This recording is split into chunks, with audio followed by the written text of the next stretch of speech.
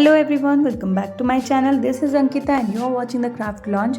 आज हम बनाने वाले हैं अपने किचन के लिए बहुत ही खूबसूरत सा DIY क्राफ्ट। तो चलो बिना किसी देरी के सबसे पहले मेरे चैनल को सब्सक्राइब कर लो और बढ़ते हैं वीडियो की तरफ। तो यहाँ पर मैंने सबसे पहले ले लिया है कार्डबोर्ड और इसको हम हाफ पार्ट में करेंगे। हाफ पार्ट क्योंकि हमारे पास जो चॉपर नहीं होता है वो हम बनाने वाले हैं इस कार्डबोर्ड से। जी हाँ, वो चॉपर हमें सब्जियों के काटने के लिए नहीं, हमें अपने किचन को डेकोरेट करने के लिए बनाना है।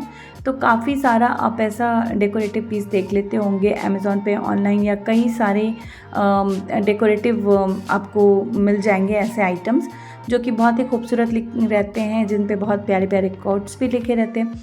तो यहाँ पर मैंने सोचा कि थोड़ा मैं भी अपने किचन का कर लेती हूँ मेकओवर, और फटाफट से मैंने यहाँ पर एक कार्डबोर्ड ले लिया है। उसको सबसे पहले मैं यहाँ पर हाफ पीसेस में कट कर ले रही हूँ दोनों को, क्योंकि मुझे यहाँ पे 2 पीसेस की ज़रूरत होगी, क्योंकि मैं थोड़ा यहाँ पे मजबूत बनाने वाली हूँ। तो यहाँ पर मैंने इस तरह से 2 पीसेस हाफ कट कर लिए हैं और इन पे मैं ड्रॉ करने वाली हूँ एक डिज़ाइन जो कि हमारे चॉपर के शेप में होने वाला है। ठीक है, तो सबसे पहले यहाँ पर मैंने एक लाइन ड्रॉ कर ली है जस्ट मेरे रेफरेंस के लिए, और उसके बाद मैं इसको सीज़र से कट करने वाली हूँ। कट करने के बाद आप देख रहे हो मैंने सबसे पहले ये ऊपर वाला काटा है ताकि आपको समझ में आ जाए कि हमें किस तरह से कट करनी है। और उसके बाद सेम इसी के मेज़रमेंट में मैंने सेकंड कार्डबोर्ड भी ले लिया है ताकि दोनों की थिकनेस थोड़ी बनी रहे।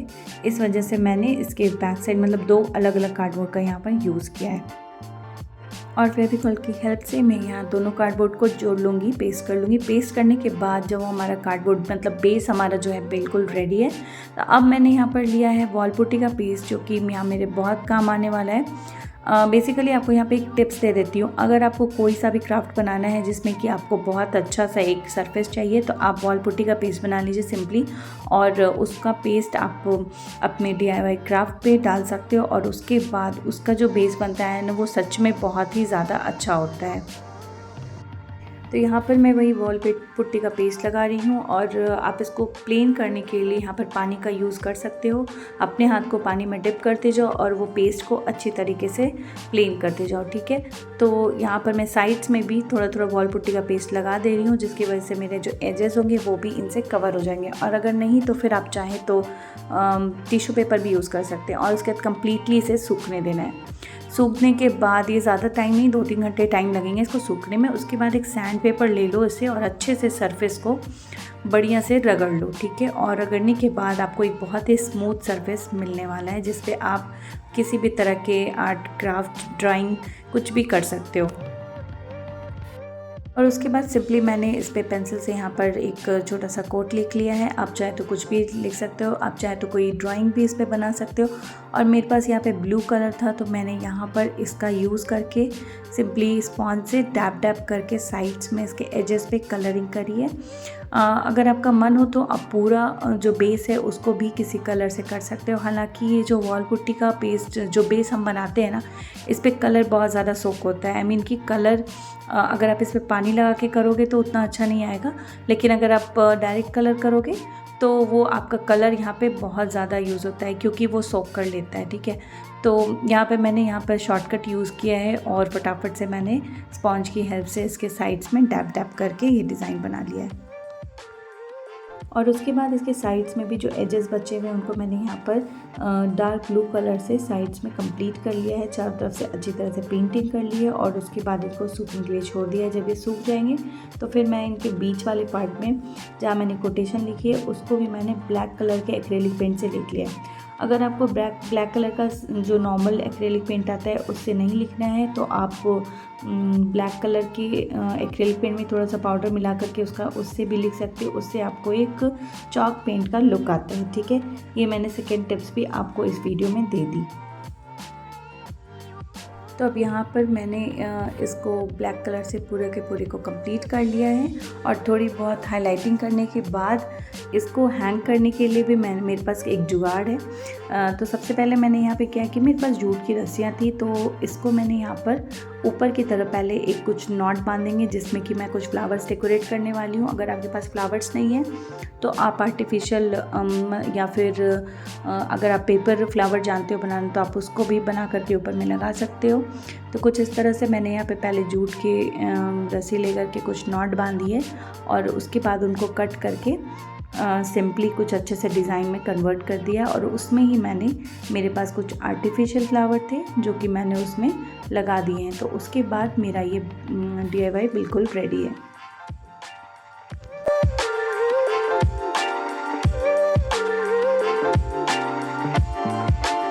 और पहले तो मैंने नहीं सोचा था, लेकिन लास्ट में जब मैंने देखा तो मुझे लगा कि इसमें मैं एक कोट लगा देती हूँ वार्निश की, जिससे कि मेरा ये क्राफ्ट बिल्कुल सेफ़ हो जाएगा, उनके कलर्स भी बिल्कुल सेफ़ हो जाएंगे। तो अगर आपके पास है तो आप यूज़ कर लो, नहीं है तो कोई ज़रूरत भी नहीं है, आप वॉल पे इसे आराम से हैंग करके रख सकते हो, ये बिल्कुल ख़राब नहीं होगा। तो इसी के साथ मेरा DIY रेडी है। देख लेते हैं इसका फाइनल लुक।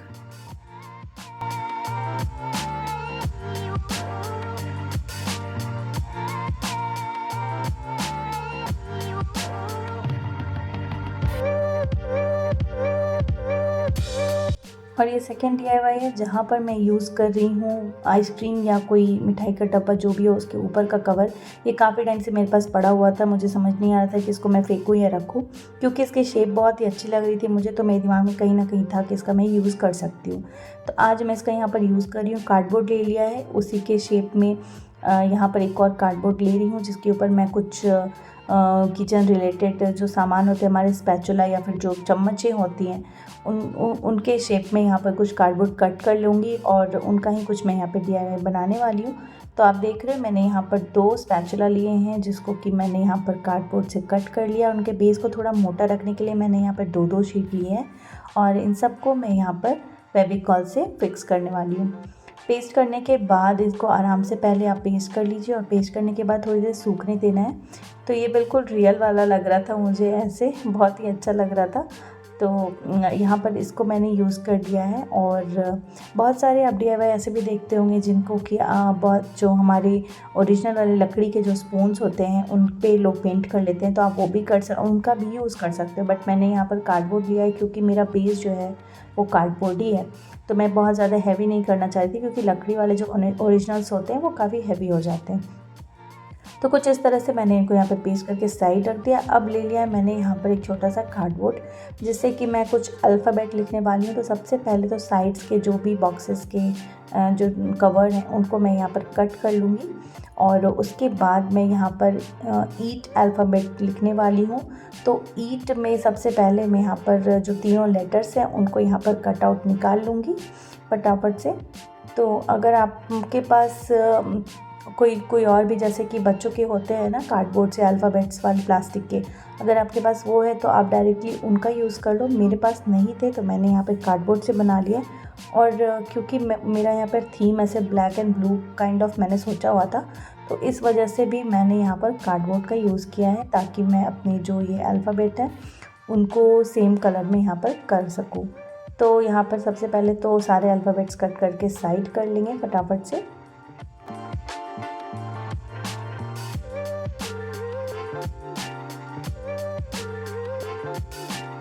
और यहाँ पर मैंने अपने तीनों अल्फ़ाबेट को रेडी कर लिया है और अब ले लिया है वॉल पुट्टी का पेस्ट, जो कि मैं यहाँ पे सारे चीज़ पे लगाने वाली हूँ। और उसके बाद ये देखिए पहले अल्फ़ाबेट पे लगा लिया, उसके बाद जो मेरे स्पून्स हैं उनका भी बेस मैं यही वॉल पुट्टी का ही रखने वाली हूँ। इस बार का मेरा सारा DIY वॉल पुट्टी से ही मैंने बनाया, जो कि मुझे बहुत ही आसानी लगा। क्योंकि देखिए आप एक्रेलिक पेंट भी डायरेक्ट इस पर लगा सकते हो, बट वो फिनिशिंग नहीं आएगी क्योंकि इसके साइड्स एजेस दिखेंगे। तो अगर आप वॉल पुट्टी का यूज़ करते हो तो कवर हो जाते हैं आपके सारे, मतलब साइड्स के जो भी हैं वो अच्छे से कवर हो जाते हैं। तो ये हमारा सूख के अच्छे तरीके से रेडी हो गया। तो इनको मैंने इस पर सैंड पेपर का यूज़ करके अच्छे से लगा लिया है और बहुत ही अच्छा चिकना एक मुझे सरफेस मिल गया है। तो अब मैं यहाँ पर कुछ इस तरह से इनको प्लेस करने वाली हूँ। उसके पहले मैं यहाँ पर ब्लैक एक्रेलिक पेंट का यूज़ करूँगी, जिसके थ्रू मैं यहाँ पर सारी चीज़ों को जो भी है उनको पेंट कर लूँगी फटाफट से।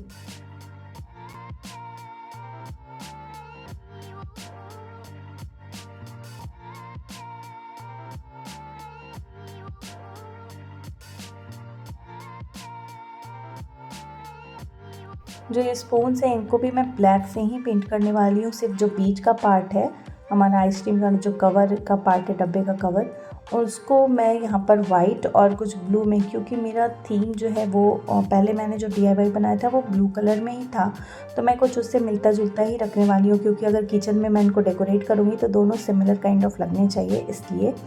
तो सबसे पहले तो इनको कवर करने के लिए मैंने यहाँ पे सिंपली वाइट एक्रेलिक का यूज़ किया। अगर आपके पास जेसो है तो बहुत अच्छी बात है, आप उसका भी यूज़ कर सकते हो, और अगर नहीं है तो चिंता करने की कोई बात नहीं है, मेरे पास भी नहीं था।